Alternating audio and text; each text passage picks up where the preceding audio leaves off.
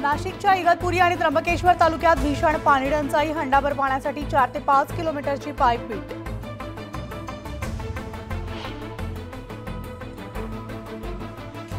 सोलापूर जिल्ह्यामध्ये पाणी टंचाई तर मुंद्रुप गावात पाण्याअभावी अनेक विहिरी कोरड्या, जिल्ह्याला 200 टँकर्स मधून पाणी पुरवठा।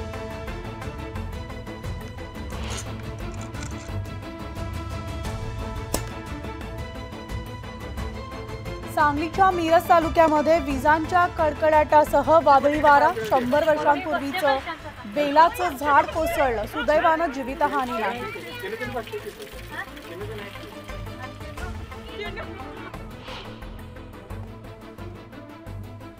हिंगोलीमध्ये विजांच्या कडकडाटासह अवकाळी पाऊस तर पानकर्णरे गाव यामध्ये वीज कोसळून म्हैस आणि बैलाचा मृत्यू, 3 जनावरं जखमी।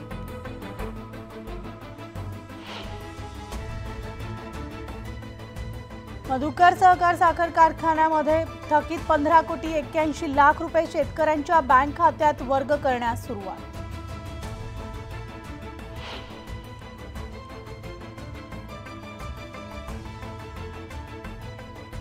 जळगाव जिल्ह्यामधील जामनेरमध्ये एका हॉटेलच्या 2 दुकानांना भीषण आग, दुकानामधील साहित्य जळून खाक तर शॉर्ट सर्किटमुळे आग लागल्याचा अंदाज।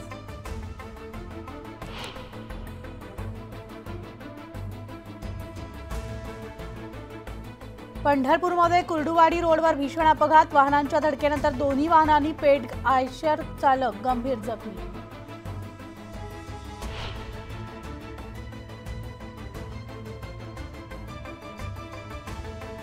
मुंबई विद्यापीठाकडून पदव्युत्तर प्रवेशाचं वेळापत्रक जाहीर, आजपासून 15 जून पर्यंत अर्ज सादर करता येणार।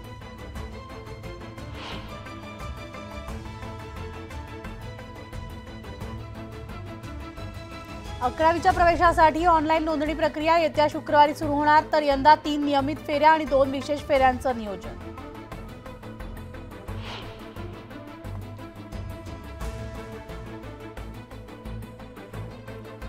वाढत्या उष्णतेमुळे मुंबईसह उपनगरातील नागरिक हैराण, उष्माघाताची लक्षणं दिसताच लगेच डॉक्टरांचा सल्ला घेण्याचं आवाहन।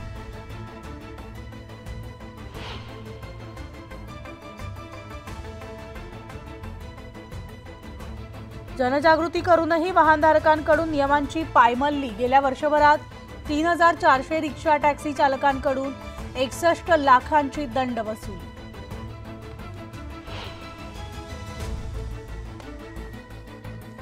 घाटकोपर, भांडूप आणि मुलुंडमध्ये शुक्रवारी पाणी पुरवठा बंद, तर गोरेगाव मुलुंड जोड रस्ता प्रकल्पांतर्गत जलवाहिनी वळवण्याच्या कामासाठी घेतला निर्णय।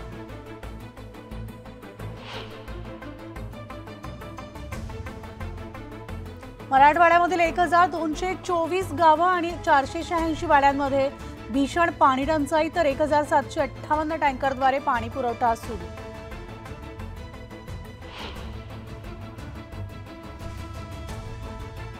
जळगाव जिल्हा परिषदेकडून 1638 पाण्याच्या स्रोतांची तपासणी, जिल्ह्यातील 18 गावांमध्ये दूषित पाणी पुरवठा होत असल्याची माहिती समोर।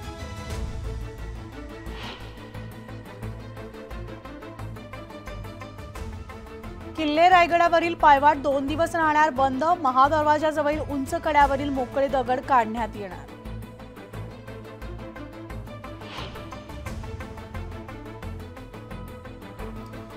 रोरो जलसेवेला मार्च 2025चा मुहूर्त, उरण मुंबई मार्गावरील प्रवाशांना मिळणार दिलासा।